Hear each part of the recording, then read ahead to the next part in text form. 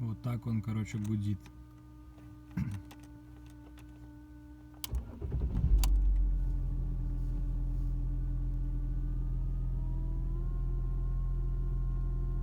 Заведенный тоже слышно в салоне.